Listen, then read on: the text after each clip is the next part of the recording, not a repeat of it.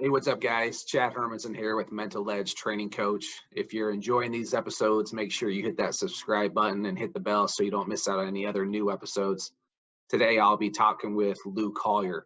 Lou spent 8 years in the big leagues with 5 or 6 different teams. Is an amazing infielder, amazing athlete. He is now working with Lou Collier Baseball. He has his own development program. So we're going to be talking about the development of the game, kind of the state of where it is at today. So hopefully you enjoy this episode.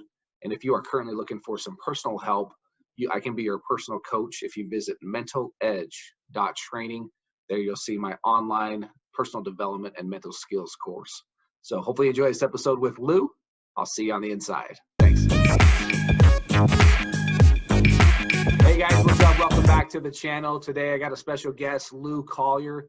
Lou Collier is a former teammate of mine in the Pittsburgh Pirates organization. Lou played for 13 years professionally and had about 8 years of the big league experience, as well as the up and down AAA big league experience like a lot of us have.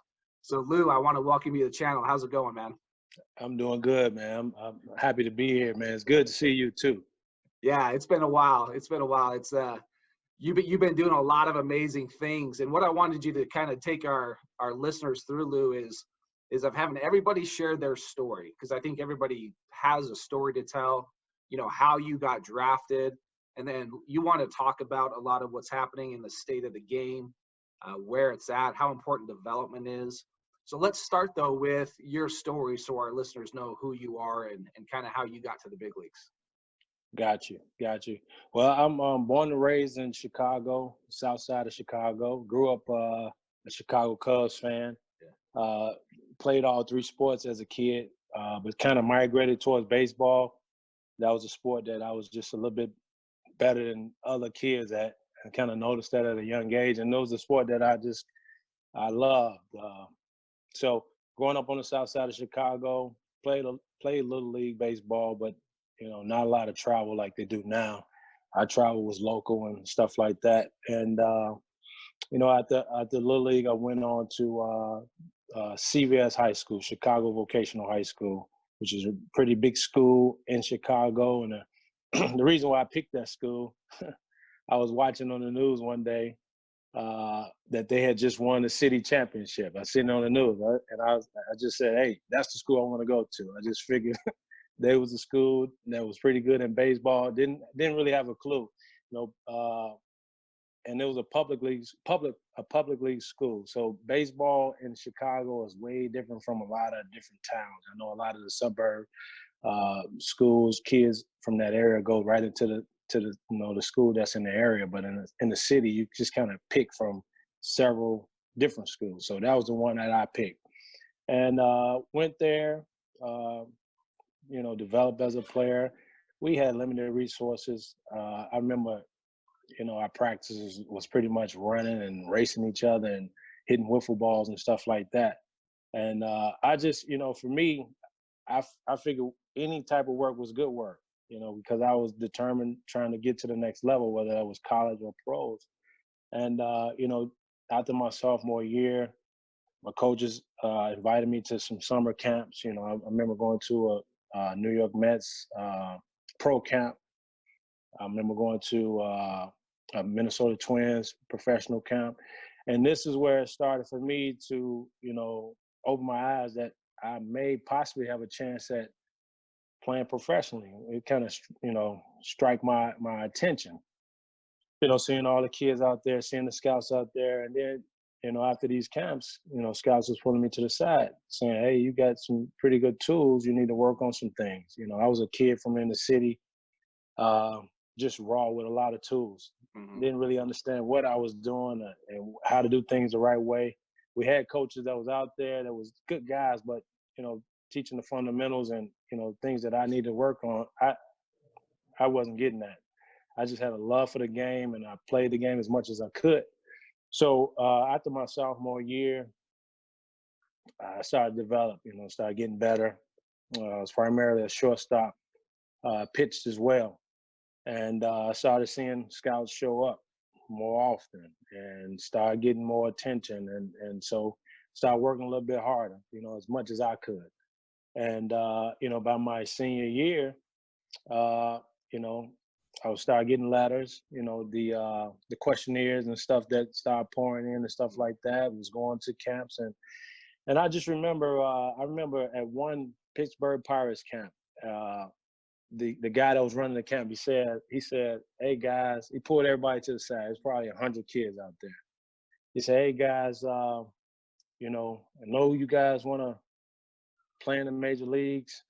And I just want to tell you guys, I'm not trying to crush anybody's dreams, but, you know, out of a million players who want to do it, it may be one guy who makes it." And I just remember sitting there saying, well, that's going to be me. Oh, I was thinking like that, like, well, if one guy's going to make it, well, that's going to be me. That's just how I thought. So this was back when I was probably a junior or senior in high school. I'm on my junior summer year.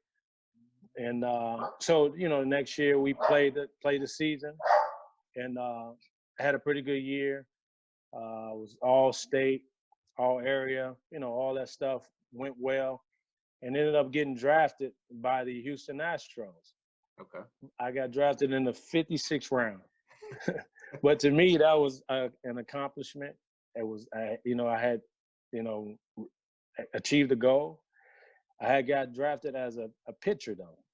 Got drafted as a pitcher, and for me, I knew at that age, and the fact that the round that I got chosen there, that wasn't, I wasn't ready to go do anything. Coming from the school I was coming at, I knew I wasn't prepared to go off and become a pro. But that kept me enthusiastic about the chances of me continuing to get better and grow as a player. So I decided to go to a junior college because back then, they had the draft and follow rule. I don't know if they still had that when you got drafted. No. They probably, I think, a couple years after I got drafted, they kind of cut that out. But they had the draft and follow, and that was when the team can draft you and they can hold your rights all the way up into the draft. And if you improve, that team can sign you before the draft. Mm-hmm. So I figure like, hey, I'm with a team. They know who I am. They, I got an opportunity. If I get better, I can sign with this team. So I went to a junior college. The junior college was Kishwaukee Junior College, out in the farm, way in the boondocks of Illinois. But I had a really good coach who was really demanding, and I started to learn the fundamentals of the game. I started to learn how to weightlifting, running, getting faster, getting stronger. Just being accountable, playing the game every day. And that helped me tremendously. I got faster, my arm got stronger, my body got better, and I started understand the game more. So I had a pretty decent season, my freshman year of junior college. Houston Astros came back, wanted to sign me. They offered me probably 25, 30 grand to sign. And I still felt like, one, that wasn't enough money for me to go. Two, I still wasn't quite ready, although I had improved. And, so I turned it down. Ended up getting drafted by the Pittsburgh Pirates. And this time they drafted me in the 31st round. So I'm making progress, right? In my mind, I'm making progress. I'm getting better as a player. I'm still getting attention. And I'm now, but this time I get drafted as a shortstop. And so in my mind, hey, I'm getting better. It's another opportunity. So what happened was my college coach, who recruited me to come to the junior college Kishwaukee, ended up becoming an area scout. So he left the school. So what happened was a group of us all transferred to like the rival school, which was another really good junior college in the area, Triton Junior College, where Lance Johnson played, Kirby Puckett played there, Jeff Rebulay. So they was putting out pretty good talent. And excuse me. So I felt good about, transferring there. It was a really good coach, really good program. And I felt like it was just, another opportunity to showcase my talents and skills. And now I'm more mature as a player and, as a man as well, because it's my second year being on my own and figuring things out. And that year, that's when everything kind of came together for me. I had a really good season, and I think I finished the season before the playoffs hitting 506. I, played shortstop, was really good. I got better at that.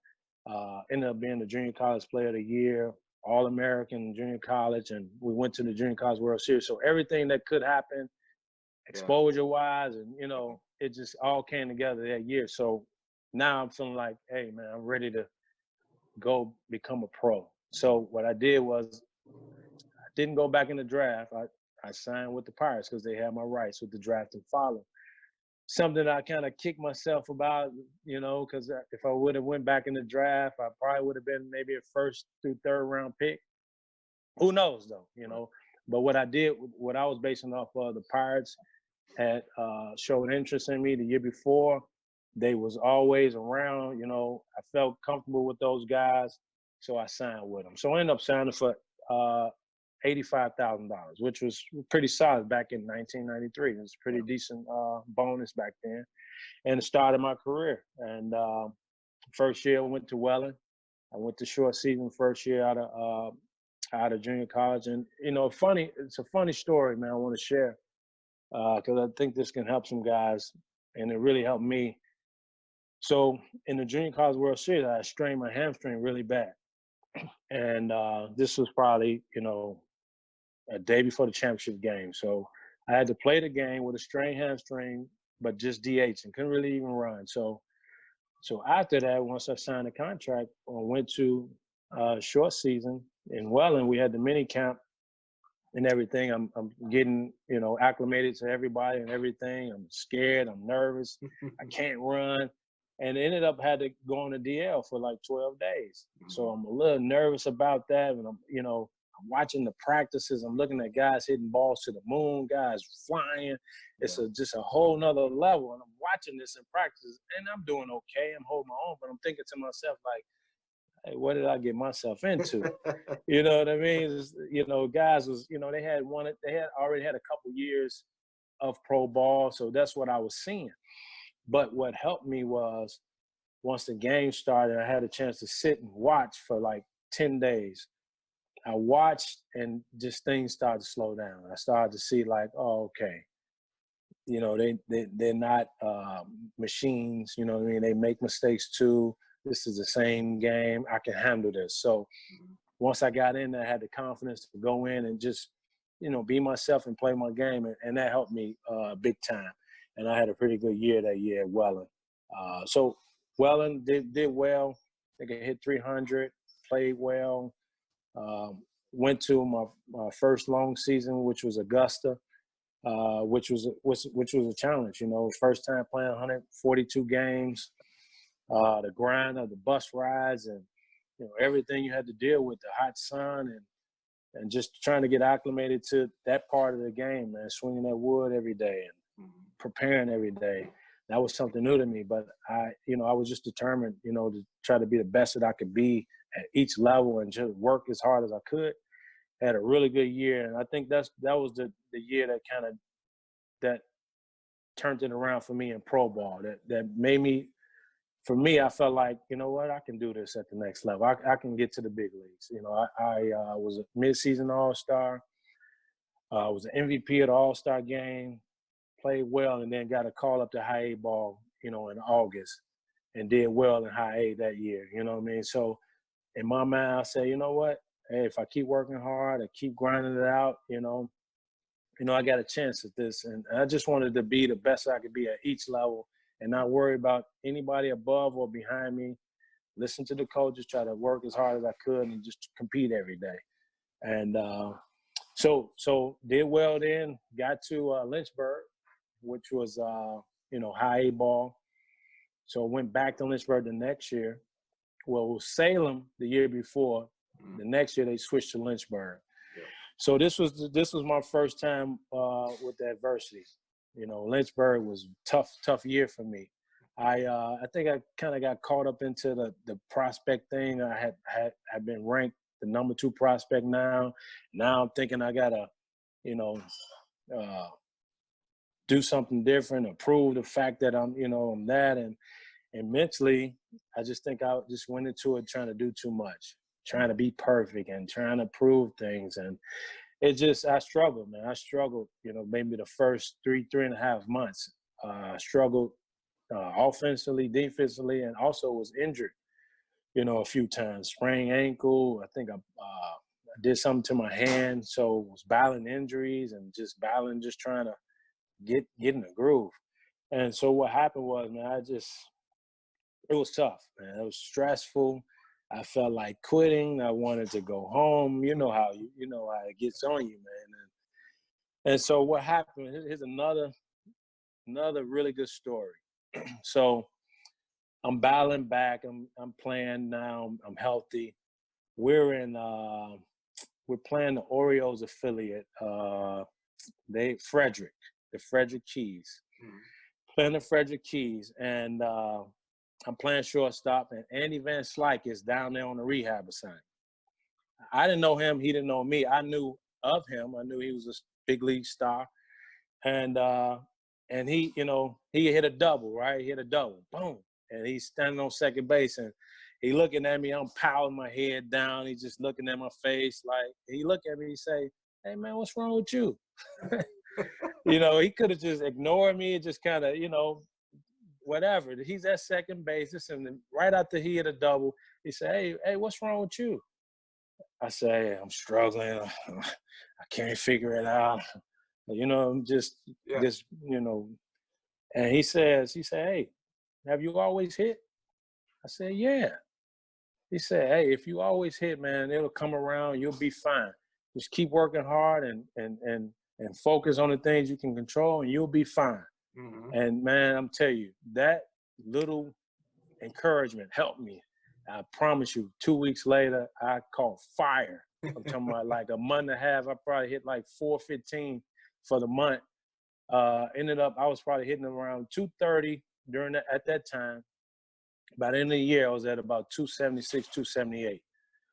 So boost my average about almost 50 points late in the season. So, you just never know when you might get that encouragement, man, if you're working hard and you focus, on just the task. And I needed that. Yeah, I needed that. And it just came from an unlikely source. So finished the year strong that year, went on to AA, had a really good year there.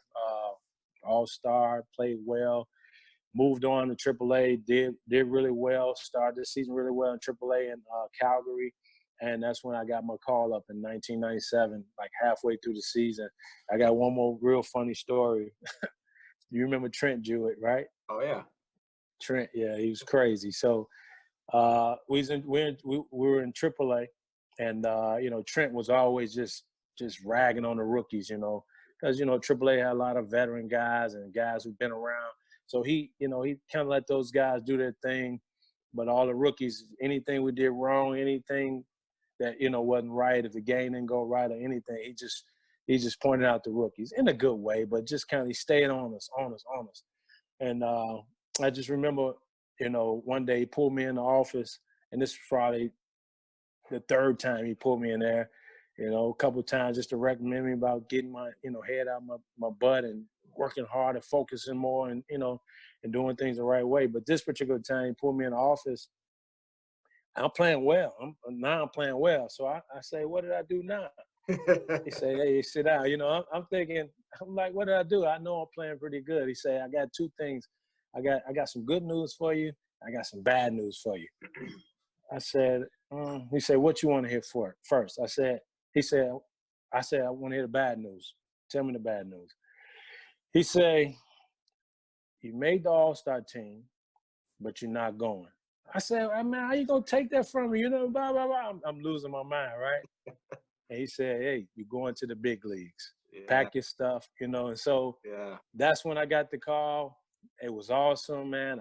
I got the call up, got to the big leagues, and, man, and I can say, the rest is history, man. But it was a really great journey through the minor leagues and, all that adversity, fighting through everything. To get that call up was tremendous, man. So when you get to the big leagues, you've obviously been grinding it out, right? You've been doing your thing. You get to the big leagues. It sounds to me like your mindset was really good for a majority of your minor leagues up to that point. Had some hiccups here and there, like we all do. Mm-hmm. What was your mindset when you got out there against the big leaguers now, against these guys that you see on TV? Yeah, it was crazy because once I got there, I'm looking around. The lights are brighter, the balls are wider.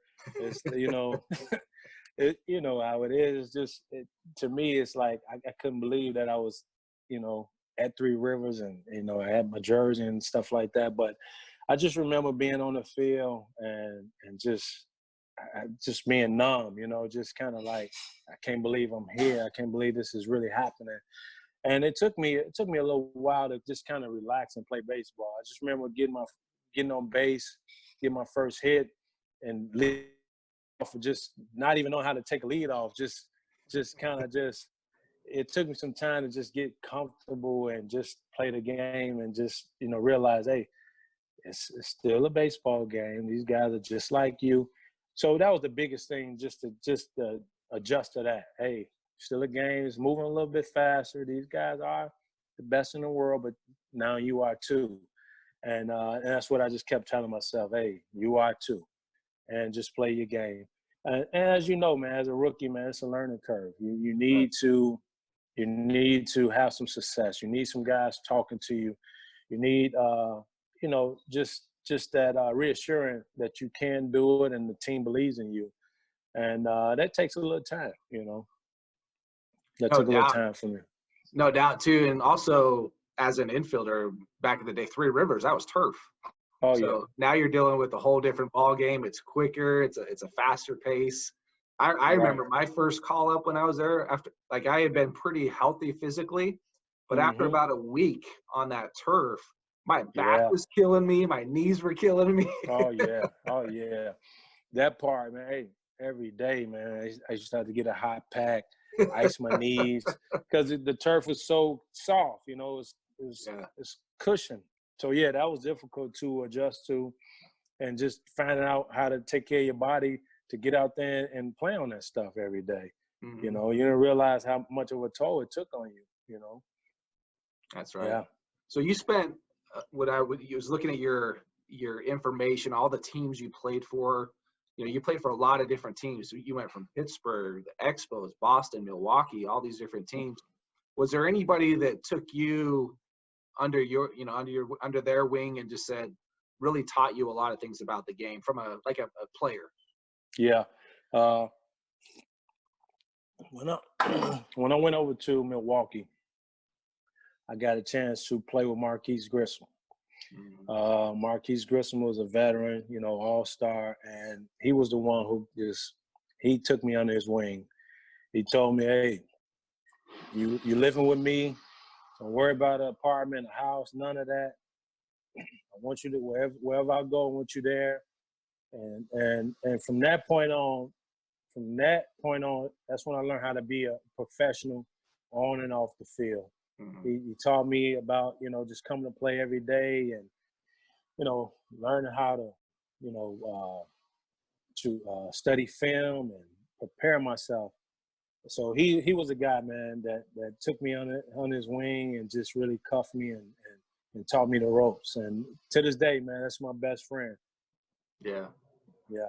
Yeah, you guys put on quite a few events out on the East Coast, right? Yeah. Yeah, tell us about that, what you do with that organization. So that's through Major League Baseball. They have a few youth initiatives that they do.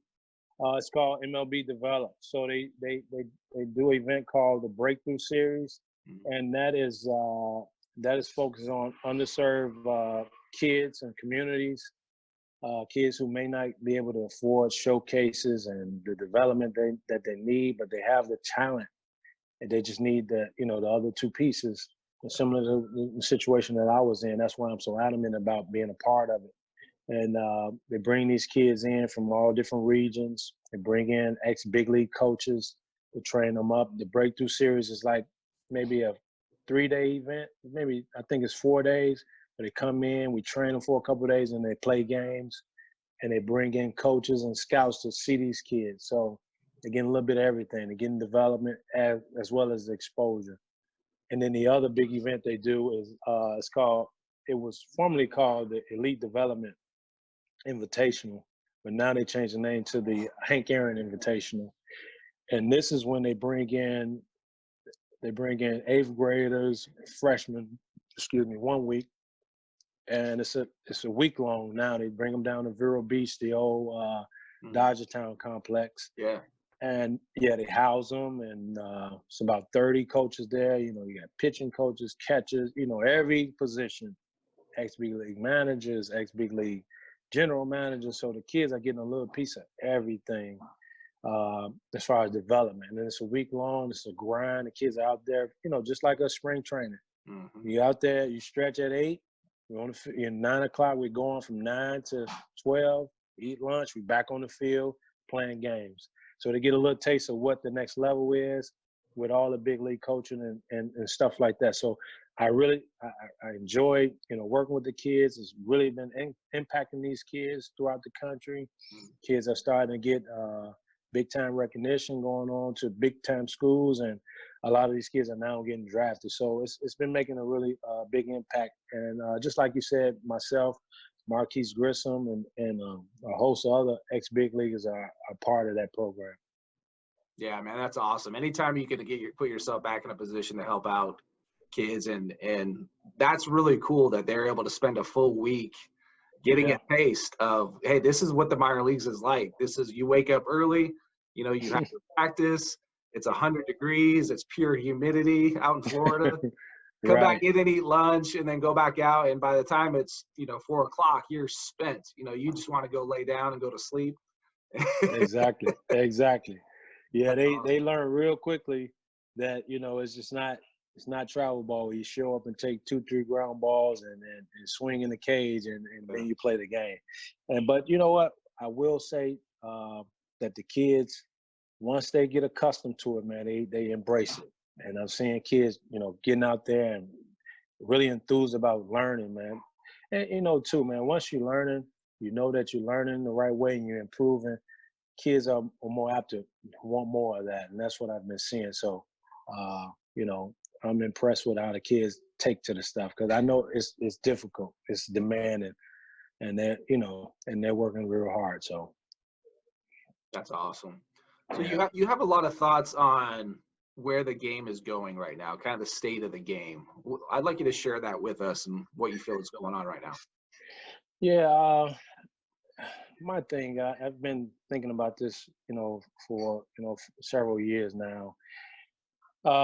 With the whole showcase era, and kids, you got the PBR stuff, the perfect game stuff, and a host of other affiliates that showcase players. And I'm not knocking any of them, because I feel like they all have a place. But I really think that the showcase era destroyed the development of the players, right? And kids really don't have foundation. I think they just all seeking to throw harder, run faster, hit the ball harder, and they're not learning how to play the game. And I think that's part of the reason why now we're seeing the game so stagnant, right? You see shifts. You see guys with wristbands. You see guys have to be told everything. You see guys miss cutoff man. You see the game is not played fundamentally. You may see a guy on the mound throwing 102, but he has no command. You follow what I'm saying? You see guys who can turn around a fastball, but he can't hit the ball the other way. And I think that's due to just the showcase era, right? Kids was not properly developed so that they can make adjustments and play the game holistically. You know what I mean? Just all aspects of the game, like we had to do when we came up. You had to do everything. You had to know how to bunt. You had to be able to steal a base. You had to move a runner. You had to hit the cutoff man. Like myself, you played infield, you played outfield. You was able to do that. That was easy transition. Not saying it was easy at the big league level, but you was able to do it because you was fundamentally sound. And I think that the game needs to get back to that, just to bring the excitement back. They taking away bunting, they taking away stealing bases, stuff like that makes the game exciting. And it allows you to have those different components on your team to affect the game at any given moment. And I think that needs to come back into the game, and for the game to continue to grow and be excited the way that it used to be. I think that people are losing interest in the game because it's just all about home runs and velocity and really that's it. Back in the day, you love to see a guy hit a ball in the gap and run and get a triple, or a guy bunt a guy over where the defense had to field the bunt and make the play, or you got a base still on the base and the pitcher now is under that pressure. The catcher is too. They know he's running, and they got to execute. Stuff like that. So I'm just watching baseball and how it changed. I think that's one part that they need to get back into the game. I agree 100%. I was just thinking when you said for a kid, because as a scout now for me, one of the most exciting things when I go watch a kid play, and if I see a hitter, if he drives the ball, say in the opposite field gap, say that right-handed hitter, he drives it to right center and he leads out a triple, like that gets me excited. I'm like, yeah, that dude stayed on that ball, no matter really what pitch, but he showed that he could do it. Now, he may have been trying to pull it. Maybe he was a little late, but the fact that he was still able to have an idea of how to hit and drive that ball the other way, that gets me excited. And there's no doubt with when you see a kid a lot, I mean, you could label a lot of kids, oh, he's a showcase kid. Has a lot of talent, a lot of tools, and then can go out and really perform. But once the game starts, really doesn't have an idea how to hit, is trying to hit every pitch out of the park, no matter if up, down, in and out. So I'm sure you see that. And I wanted to talk to you about what you're doing now. You have a whole program that your team, it's called Lou Collier Baseball. Tell us what that's all about. Yeah, so I started the Lou Collier Baseball Association about a year after I retired. So I retired in 07. In 08, I started the program. And, my whole focus was I knew how difficult it was for me to get to the big leagues. I knew, once I had overcame all the obstacles and, coming from the inner city, being in those small towns and, learning how to work and overcome and be accountable and be a good teammate and be coachable, all these life skills that I had to learn on the fly, right? And still compete to get to the major leagues and try to stay at the major league level. I knew that, 95% of the kids back where I was from was never going to be able to achieve that just because of, the environments they was growing up in and just not understanding. I knew they had the physical ability, they had the toughness, right? They had the athleticism, but they didn't have that part, right? And I wanted to, just come back to, back to my community and teach those things and let them be able to, see me, a guy who had been there, was, from where they was from, and, be able to be, a role model for these kids and just hold them accountable and teach them these things. So that was my whole reason for starting the program. And that's what I did. I came back and I had a tryout. We was able to form 2 teams. We pretty much took whoever came to the tryout. And, I had been away from home for 15 years. So I didn't know the climate of baseball back home. I had a couple of friends that were still in Chicago that I connected with, just trying to get information as to what was going on. Well, was he playing Little League, Pony League? I don't know, you know what I mean? And everybody said, hey, travel ball. So that's what we did. And, my first year, we formed the teams and we had a little time to work with the kids, but we went into the travel ball circuit and they just beat our heads in. Just, I'm talking about fundamentals and this and that, and they running the score, 15-2, 22-1, but I'm playing the game right. This pitcher get his amount of innings and his pitches, and this guy, well, they just throwing their horse at us. You know what I mean? You know how it goes. And so I learned real quickly, like, okay, all right, so we'll regroup. We'll add some more players. We'll start working out in November now. We'll go from November all the way to April training. And that's what I wanted to change the culture. I wanted to get back into development because they just wanted to show up and play. So we started training and breaking them down and having stations. And, I brought in a couple ex-minor league guys that I knew.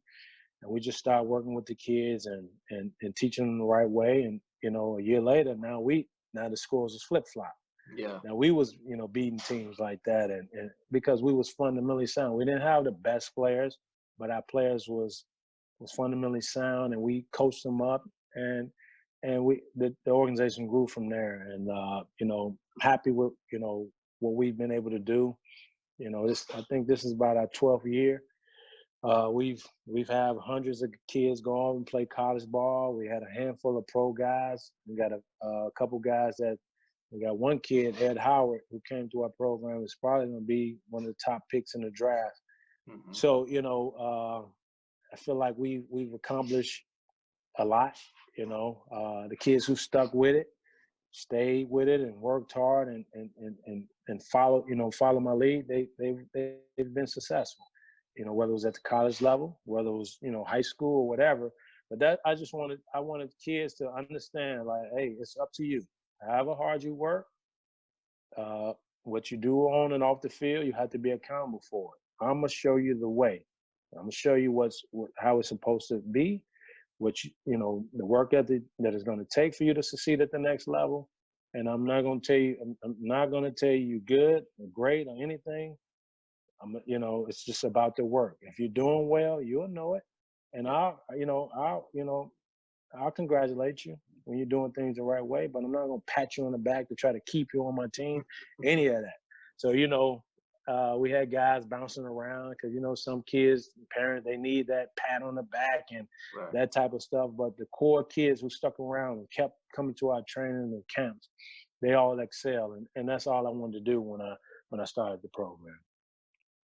That's awesome, man. So yeah, you've been going year after year. I've been following you online for a while and seeing all your success. And then, like you talked about, Howard, who is a huge prospect, is probably a bona fide first rounder this year. And I was able to see him at the PG National this past year. I guess it was back in we were in Arizona, and I was like, this kid's really good. He stood out for me, really athletic. So I know a lot of teams are he's high on their list, you could say. Yeah, and I'm proud of him, man. That kid, we got him. He was 7 years old, right? He was 7 years old, and I just remember his dad, because all we had was a 10U. We didn't have 8U, 9U, so he was gonna have to play 10U. And his dad was worried about it. He brought him in to see me, right? And we working off doing a little bit of soft toss. And he probably swung and missed like 10 balls, right? That I flipped to him. But I'm looking at his face, and he biting his lip, and he's swinging and missing, jumping at the ball. And I'm looking at him, and I look at his dad. I say, he's ready. And he looked at me like, what do you mean? I said, he's ready. Trust me. Trust me. His demeanor didn't change. He didn't get frustrated. I knew it was a matter of time he was going to figure out how to hit the ball. You know what I mean? And that kid, since the day I met him, nothing has changed. The work ethic always been there. The makeup always been there. And his willingness to compete and his aptitude, has always been great. So I'm happy for him to see that, all these years he stayed with it and kept working. And he was a small kid, man. He was, he didn't hit his growth spurt till about 14, 15 years old. So he was little. It was like a little bulldog. Yeah. And then he hit the growth spurt. So that bulldog is in him. Now he has the weight and height, with everything else that he has. So whatever team gets him, man, you got something special right there. Yeah, that's awesome. So you've been doing this 12 years now, and you've been doing it so long. Now you have a son that is a freshman. Unfortunately, he's missed out on his freshman year, but is already, you probably feel the same way I do about rankings and all these different organizations, but he's ranked. I did my research. He's the #1 player in Georgia, and he is, I think, 4th nationally ranked with perfect game. So tell me about your son, what the development's been like with him. Yeah. First of all, I'm proud of him. very proud of him because, you know, having a ex-big league dad, you know, it's demanding, right? We, you know, certain things we see, I know I tried to rush him, you know, in his development and wanted him to get things that I just didn't realize that it just took time for him to mature to get to it. But, you know, he's been blessed to, you know, with me having the program and being around guys and training them. He, you know, since the age of 3 years old, he's just always around it, always around older guys, always around some guys that was very talented. So he was able to see it and be around it, and I would throw him in the mix, you know, and just and you know, just train him up from a very early age. So he's benefited from that, and he's fell in love with the game. He's starting to fall in love with the work. I still have to crack the whip, you know, in that aspect. But he's been working really hard. He's determined to, you know, to get better. And you know, what I like most about him is, you know, although we don't chase rankings or any of that stuff, you know what I mean? It's just good. It's good for him to see that his hard work pays off. You know, that's good for him. But you know, in his mind, you know, he looks at all that stuff and says, you know, Dad, I want to participate in this event. I want to do this. I want to be able to do that. And I tell him, well, let's go to work. Mm-hmm. And you know, he makes up his mind that, all right, you know, this is what I'm trying to accomplish, and he does it. You know, he puts in the work. He you know, does the things that he needs to do to achieve these things. So I'm proud of him and his progress and his development. But like I tell him every day, you know, it's about what have you done for me lately. You know, whatever happened yesterday is over with. Yeah. What are we going to do to get better today? And also his grades and stuff like that. So he's focused on those things, and I'm proud of where we're at. But as you know, we got a long way to go, you know, and but we're on the right track. Yeah, I'm hearing a lot of you have a belief in the process of getting better, doing it day by day. I don't care what you did yesterday. What are you doing today? And, you know, now he's going to be probably is he committed to college already? Did I see that? Was it Louisville? Yeah, he committed to Louisville last summer. Yeah. Okay. Mm-hmm. Yeah, so that's a whole, I think, a huge weight, right? When kids are, you know, it's not like when you and I were playing, getting recruited in ninth grade, right? Or you're saying grade now. It's almost kind of like football and basketball for some. But of course, it's a huge weight lifted if that's the dream school. You know, commit early. But that's, I mean, imagine like Howard. You know, that these late bloomers that they don't get really that recognition until junior and maybe even in their senior year, and they turn into dudes, right? They just took them a little bit longer to develop, maybe to mature physically, and then it kind of just all starts getting put together. Next thing you know, they shoot up ranking boards and draft boards and things like that. It's interesting to watch. Yeah, and I tell guys all the time. And I talk to, you know, kids who may be a little bit ahead of those guys who haven't developed yet. I said, you know, I tell them, I said, just because you're a little more physically matured and you're able to get, you know, this fundamental stuff doesn't mean to slow down, because the kids that's behind you, they're working really hard. They want the same things. And if they take a growth spurt and they got a little more desire than you, they'll shoot past you. Yeah. So you can't get lax, you know, and on the flip side, you can't give up on a kid who has the desire to want to get better and really working hard, because we don't know when they're going to hit that growth spurt and get taller and stronger. So, you know, I tell, you know, coaches and I scout part-time for the Royals as well.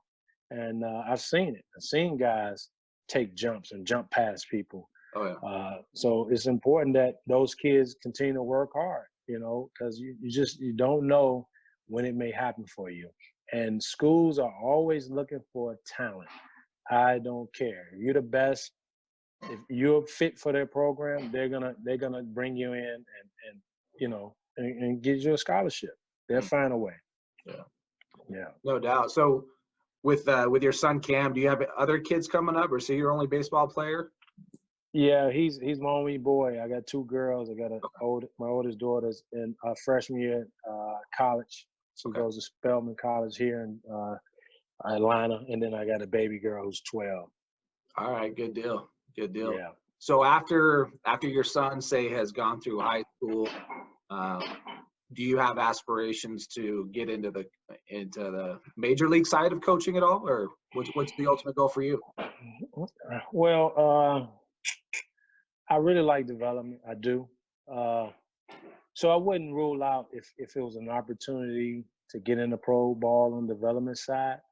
I wouldn't rule that out.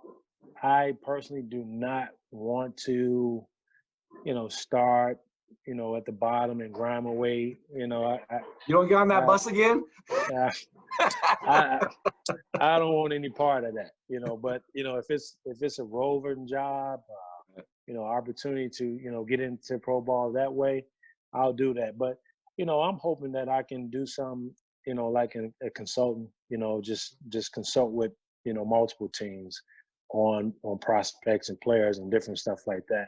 I really like working on on the amateur side, just because no restrictions. I can do what I do, work with them as much as I need. A lot of times when you get into on a pro team, they got their way and this is the way we want to do it, and now it kind of eliminates the things that I was taught and learned, for me to be successful, and other things that I learned along the way. So just kind of mixed about it. If it's the right situation, I'll do it. But I kind of like the freedom of being independent and teaching guys that way.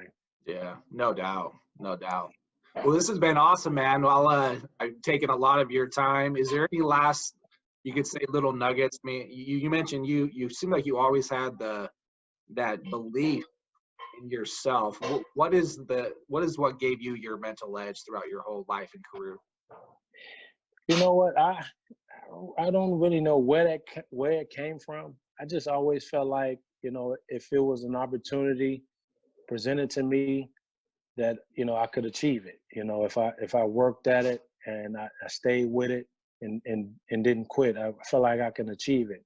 And I just tried to max out on opportunities always, no matter what they were. And it was always stepped up to the challenge. I heard all my life that what I couldn't do and how difficult it was, and I just always felt like, well, let me see. I determine whether that's true or not. And to any player out there that's striving to do anything, man, just give your all, and believe in yourself. You never know what you can do once you start to, work at it and chip away at it. You start realizing that, little by little, you can achieve anything, man, if you just stay after it and believe in yourself. So that's awesome, man.